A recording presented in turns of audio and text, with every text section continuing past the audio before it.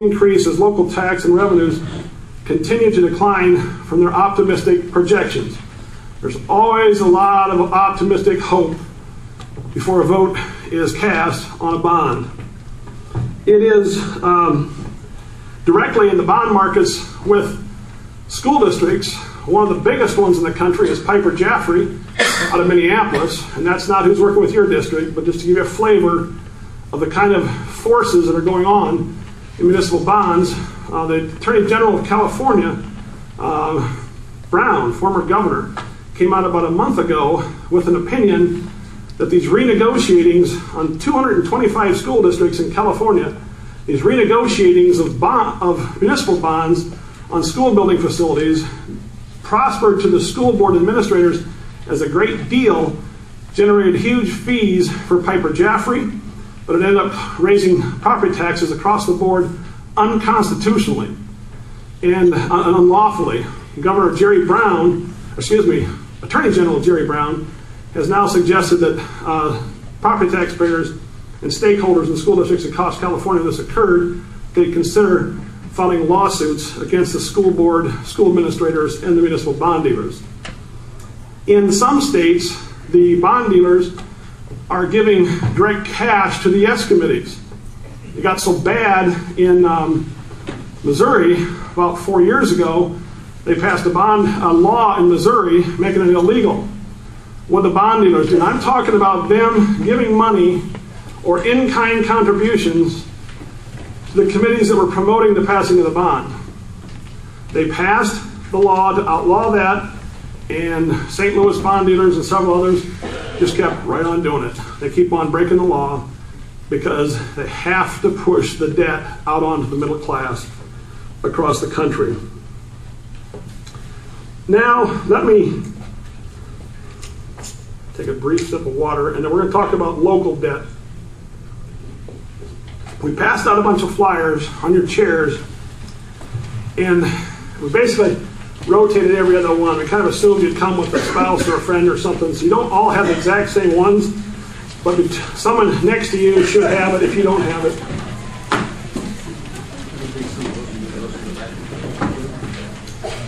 Oh, the back has none. If you want to, yeah, take some back there.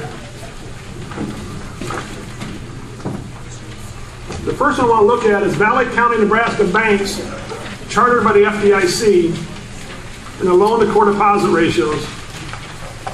I stood up in a Ponca, Nebraska town hall meeting in January of 2006 and went through a similar analysis and said they're propping up a real estate bubble that's going to pop. The Sioux City Journal mocked this, laughed at us. The voters went out and voted no. But, what foolishness talking about the banking thing and all this. And what's driving the bond companies and the bankers to do this. And so they did a hit piece on us. It was really bad, kind of like some of the stuff in the local papers. And the voters went out and voted no. In the next 2 years, Lee Enterprises, who owns the Sioux City Journal, is close to filing bankruptcy. Vantis Bank, the largest bank in western Iowa, has gone belly up. And home foreclosures are increasing at rapid rates in Sioux City. Debts do matter. Why does this got to do with the school bond? Because people's ability to pay their bills, to put in to pay their expenses, to run a family or a household or whatever it is, and to pay the property taxes are all impacted by this. And we've had an artificially stimulated economy that's been pouring debt into these communities for so long that it's now coming home to roost. In York County, when I was a bank stock turnaround consultant and acquisition consultant in the 80s, and I'll walk you through this, and it's worth knowing. Stick with me if you can for just a moment. Back in the 80s, the average banks in Nebraska and Iowa ran 40 to 50% loan to deposit ratios. That meant for every dollar of deposits put into the bank, about 40 to 50 cents of it was loaned back out in the community. Within a given market territory, most communities had about half of their savings base that could be loaned back out in good loans. Some a little riskier than others, but good loans. Back in the 80s, and those of you who are old enough to remember it, banks were dropping like flies all over Iowa, Nebraska. Franklin Savings Loan went down in Omaha. a lot of bank foreclosures. At that time, the banks had lots of internal liquidity. They just made a bunch of bad loans. What I saw across the Midwest when I got called into a troubled bank is that the banks that got themselves in trouble, sometimes we called in to pick over the carcass of a bank that was closed by the FDIC and work for shareholders, and we tried to recapitalize it and get the bank up and going again. What I saw consistently was banks that ran a 75% loan to deposit ratio. When they got up to 75%, that usually meant they went past the good loans in their community. They started booking some poor stuff. They wanted the excessive interest, the fees, the points, etc. So they went beyond good credit and they started taking poor credit. And the banks that failed, what was common to them was a 75% loan to deposit ratio. Again, back in the 80s, mid 40s, low 50s. Look at the banks in Valley County in this graph, those you have it. 1992, they were a little above 50%. That's where most of them were. They're now, these are all banks chartered by the FDIC in this county. As of the end of last year, they're about 83%. They exceeded the trigger levels that 20 years ago meant a crisis bank. The debt loads in your community are huge. Now, that's the bad news. The good news is it's like that everywhere. The whole system is overloaded with debt. Back in the 80s, anybody who ran a bank above 75% loan deposit ratio, the rest of the industry would look at them and said, there's something wrong there. That's negligent at minimum. You would never take a bank up to that level. They're all up there now. We're overloaded in debt. We're buried in debt. We're living off of new debt all the time. The bond dealers and the government's national policy, well, let me back up. And like I said in Ponca, Nebraska, in January of 06, I said this is a debt-stimulated bubble to keep up the real estate bubble. It's going to crash. And we're laughed at.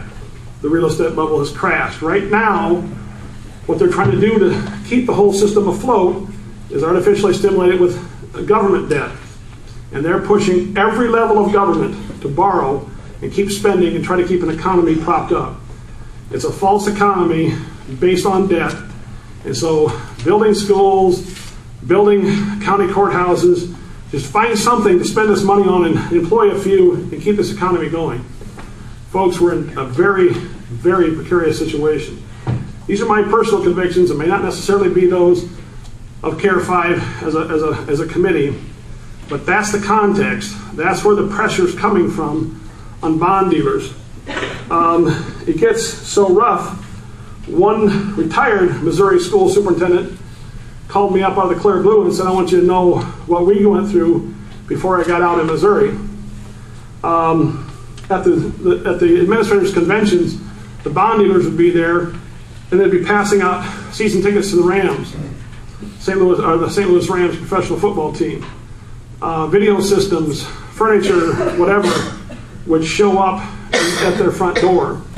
The bond dealers have to push this money, and so at every level of government, it's not just schools, it's all through government, they're pushing and pushing and pushing. And it appeals to us to, we want something nice, we want something for the kids. You know, that whole argument comes in, and then after the fact, the 10 places where my clients have lost, a huge amount of buyer's remorse comes in later.